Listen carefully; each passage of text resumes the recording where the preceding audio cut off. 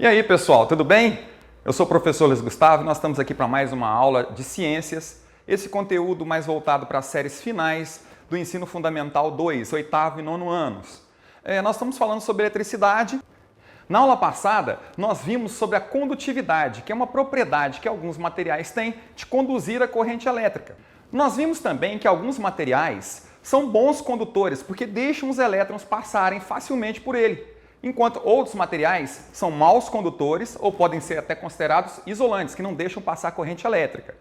Nós vimos também os elétrons que fazem parte do átomo. O átomo é a menor parte da matéria e os elétrons têm carga negativa. Então os elétrons, quando eles andam em um condutor, eles são chamados então de corrente elétrica, por isso que a gente está estudando os elétrons.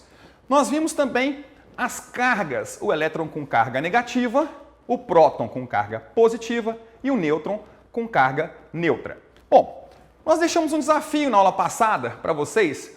Qual a diferença entre bateria e pilha? Você conseguiu acertar? Vamos aqui, ó. Vou mostrar para vocês. Aqui eu tenho um suportezinho para pilhas. Então aqui eu tenho uma pilha. Quando eu coloco mais de duas pilhas juntas, eu tenho uma bateria. Então a bateria é um conjunto de pilhas. Quem matou a charada? Parabéns para você que acertou. Vamos ver o conteúdo da aula de hoje. As pilhas produzem energia elétrica a partir de uma reação química. O que é uma reação química? Nós vimos aqui, quando eu mostrei para vocês que a água, mesmo transparente, pode ter alguma coisa nela. Quando eu coloquei uma solução com a cor rosa, a água ferveu. Isso foi uma reação química. Dentro das pilhas, nós também temos substâncias que vão fazer reação gerando a corrente elétrica. Quais são essas substâncias que tem dentro das pilhas? O zinco, que é um metal, o hidróxido de potássio, nós temos também o dióxido de manganês, nós temos outros materiais também na pilha alcalina, como as pilhas que nós temos de níquel, cádmio e lítio. Então nós temos várias substâncias aqui dentro, onde ocorre uma reação química que libera elétrons. Esses elétrons em movimento vão gerar o que a gente chama de corrente elétrica. Quando eu coloco mais de uma pilha junto, eu vou ter então o que a gente chama de bateria. As baterias então são conjuntos de pilhas. A bateria que a gente conhece mais é a bateria dos carros, né? Do carro, do caminhão, do ônibus. Dentro dessas baterias tem um líquido corrosivo. O que é um líquido corrosivo? É um líquido que, se cair em algum pano, tecido ou mesmo na nossa pele, pode causar uma irritação ou pode queimar. Sabe por que esse líquido queima? Porque ele é um ácido. Nós vimos na aula passada sobre ácidos e bases. Os ácidos são azedos, por exemplo, o suco do limão, o ácido cítrico. E o ácido que existe dentro da bateria para reagir com o chumbo é o ácido sulfúrico. Mais para frente nós vamos ter aula sobre química e vamos entender direitinho essa questão de ácidos e bases. Bom, nós temos dois tipos de corrente elétrica, a corrente alternada e a corrente contínua.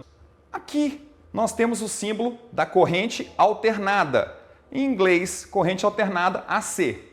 E aqui nós temos o símbolo da corrente contínua, em inglês, DC, corrente contínua. Então, quando a gente pegar um aparelho eletrônico e ver que tem esse símbolozinho, é uma corrente alternada. Se tiver esse outro símbolo aqui, é uma corrente contínua. Qual será a diferença da corrente contínua para a corrente alternada? A corrente alternada, ela tem um fluxo de elétrons que se inverte em períodos determinados. A corrente elétrica que chega na nossa casa é desse tipo aí, é uma corrente alternada. Por quê? Porque ela muda de sentido, os elétrons vão mudando de sentido 60 vezes cada segundo, 60 Hz. Na nossa corrente elétrica que chega em casa, nós temos dois fios, se a corrente for de 110 volts. Um fio chamado fase, onde chegam os elétrons, e um outro fio chamado terra ou neutro, que não passa corrente elétrica. Mas os elétrons precisam desse caminho para circular, gerando a corrente elétrica e fazendo os equipamentos funcionarem. Já na corrente contínua, que é a corrente que nós temos, por exemplo, quando nós usamos uma pilha, ou, por exemplo, quando nós ligamos algo nesse tipo de transformador. Ele vai pegar uma corrente alternada e de uma voltagem mais alta, a casa da gente chega a 110, e isso aqui vai transformar a corrente alternada em uma corrente contínua de 4,5 volts, no caso desse aqui, porque está escrito aqui, 4,5 volts. Qual a principal diferença entre a corrente alternada e a corrente contínua? É que a corrente alternada ela consegue transportar elétrons para uma distância muito maior. A gente vai ter uma aula mais para frente falando sobre as fontes de energia. A nossa fonte de energia mais utilizada aqui no Brasil é a fonte de energia hidrelétrica, das usinas hidrelétricas que ficam nos rios. Bom, para chegar a energia elétrica lá do rio até na nossa casa, se nós usássemos a corrente contínua, não seria possível. A corrente alternada, ela consegue levar energia para locais mais distantes, por isso nós usamos corrente alternada nas nossas casas. Mas se você reparar na porta da nossa casa, no poste, normalmente tem um equipamento grande, transformador, faz até um ruído, não é? Esse transformador ele faz com que a voltagem que chega lá da usina hidrelétrica seja transformada em 110. Ela chega muito maior do que isso. E ela é transformada em 110 volts ou 220 e entra nas nossas casas para que possa fazer funcionar todos os equipamentos eletrônicos que a gente tem. Bom, a corrente alternada ela consegue, com uma voltagem muito mais alta do que a corrente contínua, percorrer então uma distância muito maior. A corrente alternada, ela possibilita que a voltagem seja muito maior do que no caso da corrente contínua.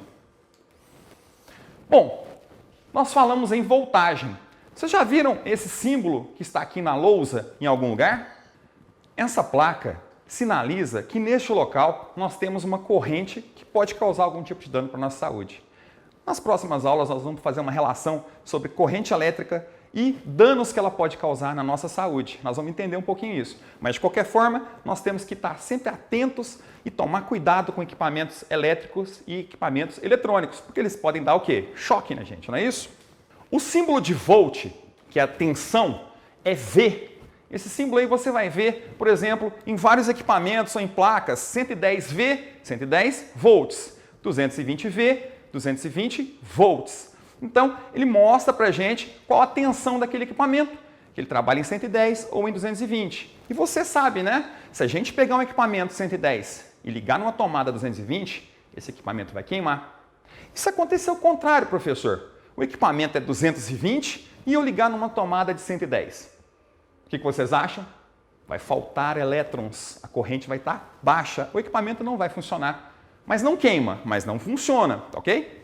Bom, outra coisa que a gente tem que aprender, e isso é muito importante nesses tempos que nós temos que economizar o máximo possível, tanto por uma questão financeira, econômica, quanto a questão do meio ambiente, é a potência dos equipamentos eletrônicos.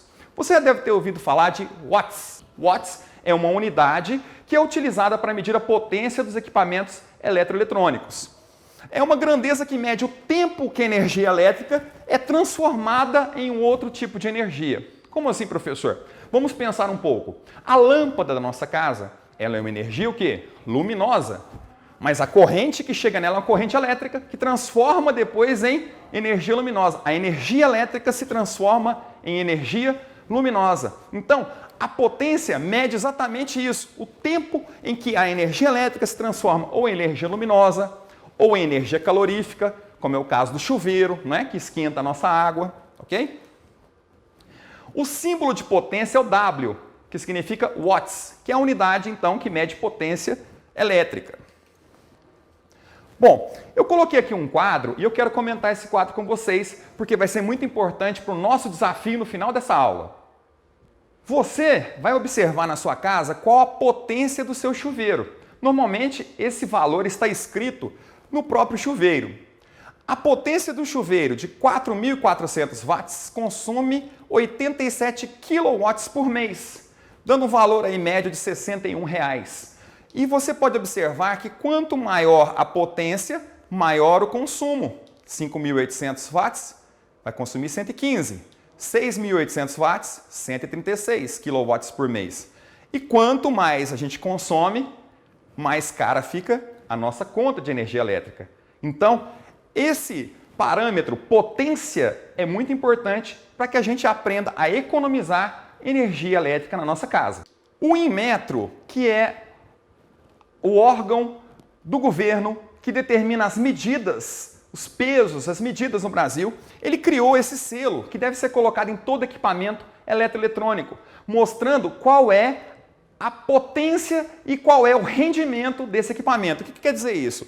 Quanto maior a potência, maior o consumo. Então eles classificam A, o que tem menor potência, consequentemente gasta menos energia elétrica, até B, C, D, E, F. Eles vão aumentando a potência, consequentemente aumenta também o consumo de energia elétrica. Então, em todo equipamento, na hora que a gente for comprar, nós vamos observar esse selo que mostra o consumo de energia. Em qual desses grupos o nosso equipamento se enquadra? Nesse caso, ele está enquadrado aqui na classe D. D é uma classe intermediária. Ele não tem uma potência nem baixa nem alta, gasta um tanto até bom de energia elétrica. O ideal é que a gente compre sempre equipamentos com consumo A e B, que são os que têm o menor consumo de energia elétrica, consequentemente abaixando assim, reduzindo o valor da nossa conta. Nós vimos também na aula passada que alguns metais são condutores de energia elétrica. E algumas outras substâncias ou outros materiais não são bons condutores. Eles podem gerar então o que a gente chama de resistência elétrica. Você já viu na sua casa, na casa de algum colega, amigo, conhecido, aquela churrasqueira que liga na tomada? Você vai ver que ela tem ali uma serpentina que começa a ficar vermelha, emitindo luz e calor. Essa é uma reação que acontece quando algum tipo de material gera o que a gente chama de resistência. O símbolo da resistência é Ohm, que faz essa ferradurinha. Tá? Esse é o símbolo de resistência elétrica. Resistência elétrica, então, é a oposição à corrente elétrica. A corrente elétrica quer passar. Se eu tivesse uma substância ou um material chamado de supercondutor, ele deixaria passar sem nenhum impedimento. Agora, vamos imaginar esta cena aqui.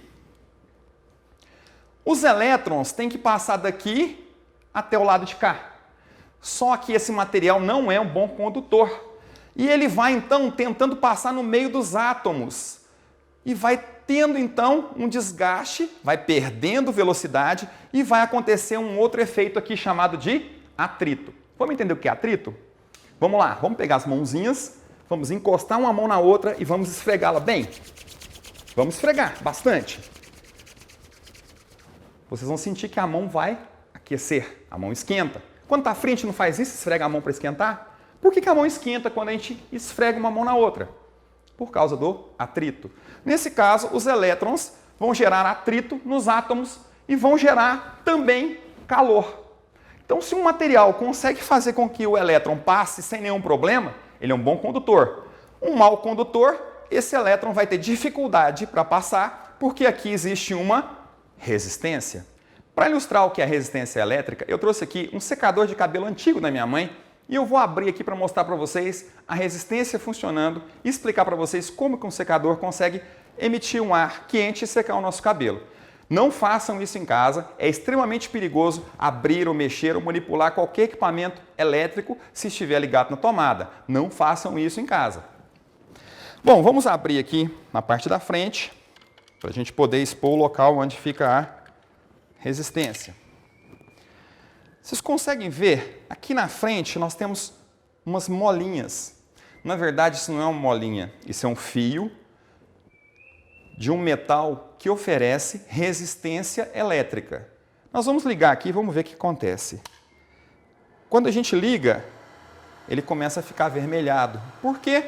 Porque os elétrons tentam passar de um lado para o outro, porém eles encontram resistência nessas molinhas aqui feitas de um material que não é um bom condutor. Dessa forma, ele vai aquecer. Aqui dentro tem um ventiladorzinho, esse ventilador joga o ar vai passar aqui dentro dessas resistências e vai sair aquecido. Dessa forma, nós estamos utilizando a resistência para gerar o quê? Calor. Outro lugar que nós encontramos resistência desse mesmo formato aqui, em espiral, gerando calor, é dentro do nosso chuveiro elétrico. Às vezes essa resistência queima, nós podemos trocar essa resistência, ok? Então, a resistência elétrica, ela vai gerar calor e luz como efeito colateral aqui. Dessa forma, a resistência elétrica gera calor, fazendo com que o ar saia quente aqui do nosso secador de cabelos. Resumindo, nós vimos então que baterias são conjuntos de pilhas e que pilhas são elementos que possuem substâncias químicas que conseguem gerar energia elétrica. Vimos também que existem dois tipos de correntes, correntes alternadas e correntes contínuas. As correntes alternadas conseguem levar energia elétrica até uma distância maior, já as correntes contínuas não conseguem. Por isso que na nossa casa nós temos a corrente alternada chegando até os nossos equipamentos. Vimos a voltagem, nós vimos também potência e consumo e como a gente pode fazer para reduzir o consumo. Vimos também a resistência elétrica, que é o que gera a luz e o calor. Vamos lá então para o nosso desafio de hoje? Você vai pegar na sua casa, vai pedir para sua mãe, para o seu pai, para o responsável da sua casa, a conta de energia elétrica dos 3 últimos meses. E você vai observar na conta que lá existe um local chamado histórico de consumo. Lá vai mostrar para vocês, em mês de fevereiro, quantos quilowatts-hora você gastou, janeiro, fevereiro, março, todos os meses.